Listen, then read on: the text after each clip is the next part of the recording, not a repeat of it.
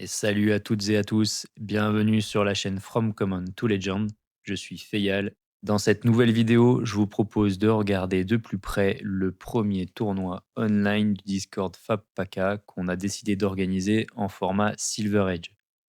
Dans la première partie, je vais vous expliquer le format du tournoi qui est très original. Puis on regardera la méta, quels sont les héros que nos joueurs ont choisis et en dernier, on fera un petit focus sur la ronde 1 qui est en cours, au moment où vous regarderez la vidéo, mais je spoilerai aucun résultat. Allez, c'est parti. Alors, ce tournoi, je vous le disais, il a un format un peu particulier. Donc, ce sera du Silver Age, mais on a décidé de le faire en best of 3.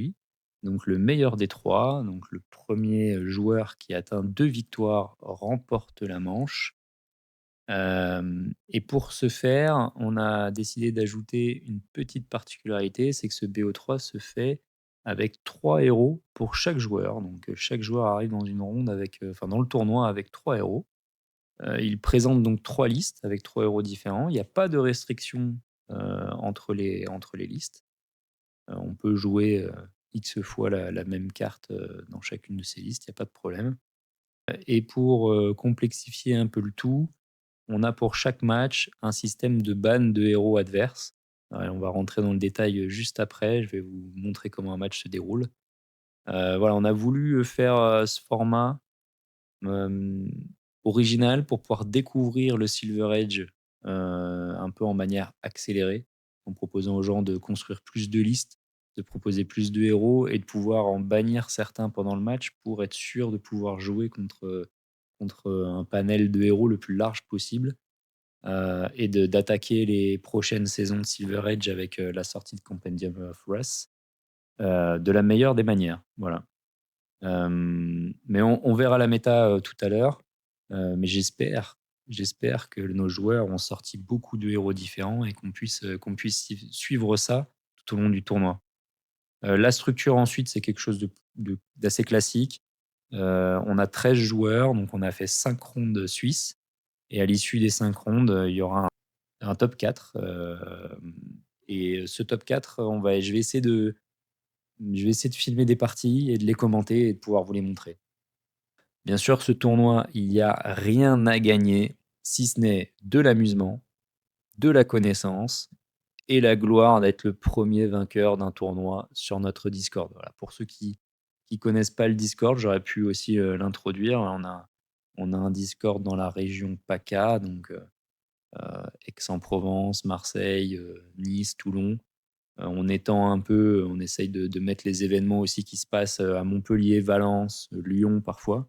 Voilà, l'objectif, c'est de réunir un pool de joueurs pour pouvoir jouer ensemble, organiser au mieux les déplacements sur les tournois. On a un calendrier des événements compétitifs pour que tout le monde puisse trouver assez facilement les événements autour de chez lui et s'organiser. Si ça vous intéresse, je vous mettrai un lien d'invitation dans la description et n'hésitez pas à venir nous faire un petit coucou. Ceci étant dit, je vous propose de passer sur comment se passe un match dans ce tournoi, comment ça marche. Alors on a 2 joueurs, Bébert et José, qui vont s'affronter. Bébert a choisi 3 héros, José a choisi 3 héros et on est parti pour le premier match. Bien sûr, les surnoms sont choisis de manière aléatoire, les line-up pas du tout, vous le verrez après. En premier lieu, ce qu'il faut décider, c'est qui sera joueur 1, enfin player 1 et player 2, donc joueur 1, joueur 2. On fait un toss. Celui qui gagne le toss décide s'il veut être joueur 1 ou joueur 2. L'étape suivante, c'est que le joueur 1 va commencer par bannir un héros adverse. Là, typiquement, Bébert, il n'est pas très courageux, il n'a pas envie d'affronter Braillard, il en a entendu que du mal, et il a dit « je banne Braillard », on en parlera peut-être plus tard dans la ronde. Le joueur 2 ensuite bannit un héros, donc là le joueur 2 il est pressé, il n'a pas 2 heures à passer sur Talichar, donc il a décidé de bannir Oldim. Voilà. Ensuite, les 2 joueurs choisissent leur héros de leur côté et le révèlent simultanément. Alors nous, on est online, donc c'est un peu compliqué, ça demande un peu de logistique entre les gens, mais bon, en papier, si on réutilisait ce format un jour, ce serait très simple, hein. Chacun choisit une carte de 100 € de manière cachée et le révèle en même temps.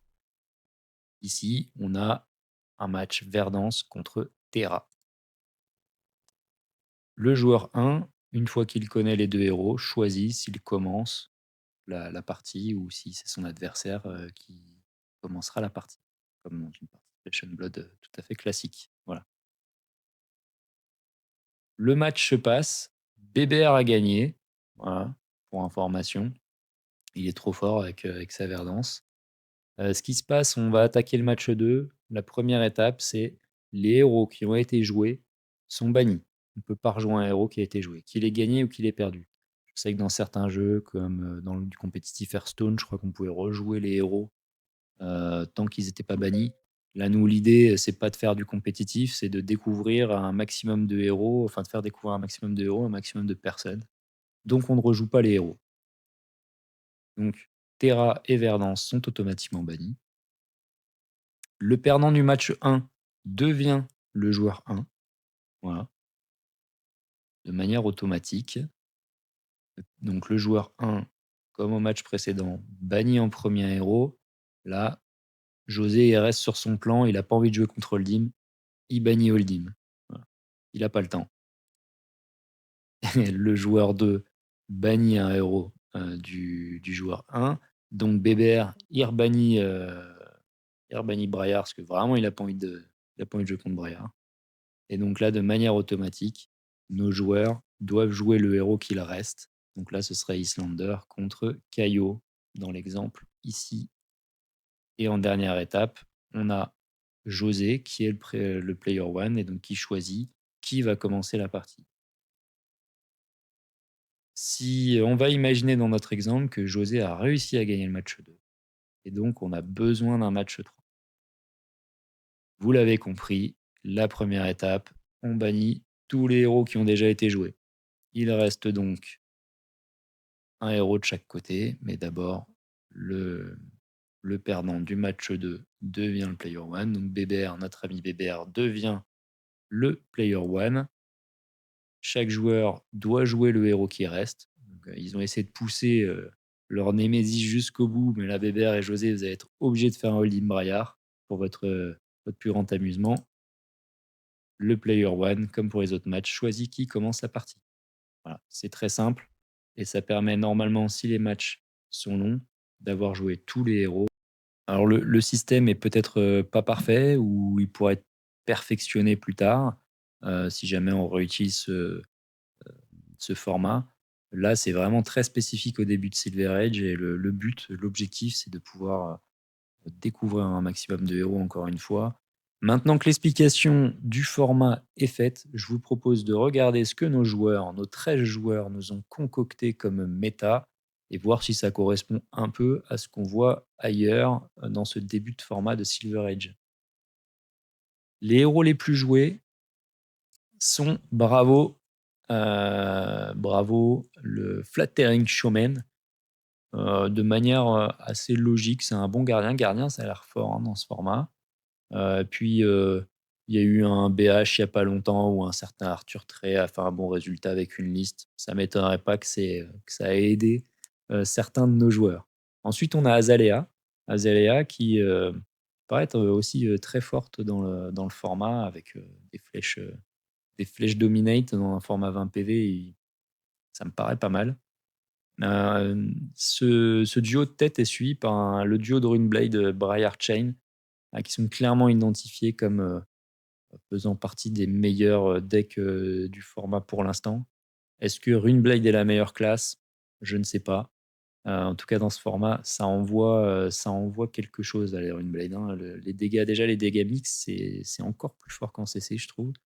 Et puis là, on est face à deux decks qui ont prouvé par le passé que les lignes écrites sur leur héros étaient illégales. Ensuite, on a un duo d'illusionnistes, donc Enigma et Dromai. Très intéressant, on va voir ce que ça donne. Suivi par toute une ribambelle, 5 decks aussi qui sont à 2 exemplaires. Donc Ira, Islander, Oldhim. Ça, c'est pas très étonnant. Je les aurais même attendus à un peu plus, enfin, en tout cas pour Oldhim et Ira, un peu plus de représentation. Mais derrière, on a, 2 Olympia, je sais pas sous quelle forme, Olympia Decimator ou pas, je sais pas, on découvrira ça, peut-être plus tard, et 2 Caillots. Et puis, derrière, on a, bah, tous les petits, x1, donc Verdance, Toughnut, Valda, Lexi, Betsy, Fai, Reinhardt, Erkaio, Terra, Riptide et même un Arachni. Donc là, on a une méta quand même, je suis assez content, merci aux joueurs. On a quand même une méta assez variée, malgré, malgré un quatuor de tête qui est un peu plus représenté, mais c'est pas non plus, voilà, sur 13 joueurs, on a un tiers qui joue Bravo, Azalea et un quart qui joue Braillard, Chain. Les joueurs ont quand même joué le jeu d'apporter beaucoup de héros différents et donc ça va être super intéressant pour tout le monde. Ça représente globalement, ce qu'on a vu dans le BH, en tout cas pour le quatuor de tête. Ça fait vraiment partie, des decks qu'on a vu perfer. On pourrait rajouter, Ira et Oldhim aussi a priori qui sont pas mauvais du tout. Mais bon, le format est encore, assez balbutiement, on découvre. Donc je suis content qu'il y ait beaucoup de decks et qu'on puisse voir, ce qui va performer et ce que nos joueurs nous ont inventé. Maintenant que la méta est posée, je vous propose de regarder en détail la première ronde et les line-up des joueurs. On a 13 joueurs, donc on a forcément quelqu'un qui a un bail. C'est tombé sur Deme avec sa line-up intéressante, on en reparlera juste après. Voilà les 6 matchs. Je vais pas rentrer dans le détail de chacun, je vous donnerai les résultats dans une vidéo, ultérieure. Je pense que je ferai une vidéo avec la ronde 1 et la ronde 2 pour rentrer dans le détail et voir comment ça s'est passé, les choix des joueurs, les bans, les matchs qui ont eu lieu et les résultats, associés. Je voulais faire un focus sur les line-up des joueurs et donner des awards, l'award de la line-up la plus originale, la plus intéressante et la line-up, du vilain bourrin. On va voir ça juste après, mais je vais commencer par la line-up intéressante. Donc entourant en bleu ici, Luna Chevrotina, bravo, vraiment une belle, line-up avec RKO, Betsy, Reinhardt. Ça va être très intéressant de suivre ça. Je veux quand même donner, des bons points à Neodracht avec sa line-up Tough Nut Riptide avec Azalea pour gagner un match de temps en temps quand même. Mention aussi, honorable à Deme, pour, Islander Lexify. Assez intéressant de voir ça. Et Archimi pour Valda, Olympia, Enigma. Très, très intéressant. Le Ward de la honte pour Bastien, notre joueur international, niçois, qui revient fraîchement des Worlds. Il a pas il a voulu découvrir, ça se voit, les meilleurs héros et il a aligné 3 des héros du quatuor, de tête, identifiés sur la méta précédente. Je vous invite à tous, huer Bastien quand vous le verrez. On va voir ce que ça donne, hein. On va voir ce que ça donne, ça va être super intéressant parce que, typiquement, on pourrait voir, quelqu'un qui, bannit, qui est armé contre les Runeblade et bannir, 2 fois, le gardien de la line-up de Bastien pourrait lui poser des problèmes, hein. Donc ça va être super intéressant de suivre ça. Un petit focus sur le match of the day, voilà, le match de cette ronde 1 qui m'intéresse particulièrement et c'est le match Una Chorbotina contre Spago. Alors déjà parce que, la line-up de gauche, elle est super intéressante, mais la line-up de droite aussi, hein, je ne l'ai pas mentionné tout à l'heure, mais quand même, il y a un Arachni et un Olympia dans le j'ai hâte de voir ce que ça donne face aux brutes et à la gardienne, Betsy de Una Chorbotina. Je pense qu'on fera un focus un petit peu particulier sur ce match of the day dans la prochaine vidéo. Vraiment, j'ai hâte de voir ce résultat. Voilà, vous savez tout pour ce tournoi. Vous avez le format, la méta, l'organisation, de la première ronde, les matchs, les line-up intéressantes, les line-up de la honte. J'espère que ça vous a plu et je vous donne rendez-vous dans la prochaine vidéo pour le suivi de ce tournoi, et qu'on va documenter, jusqu'au bout, et on fera les conclusions, post-tournoi de est-ce que ça a plu aux joueurs? Est-ce que le format est réutilisable? Et cetera, et cetera. Si le contenu de cette vidéo vous a plu, que vous êtes intéressé par le suivi de ce tournoi, eh ben, n'hésitez pas à vous abonner. Merci à tous, portez-vous bien et à bientôt.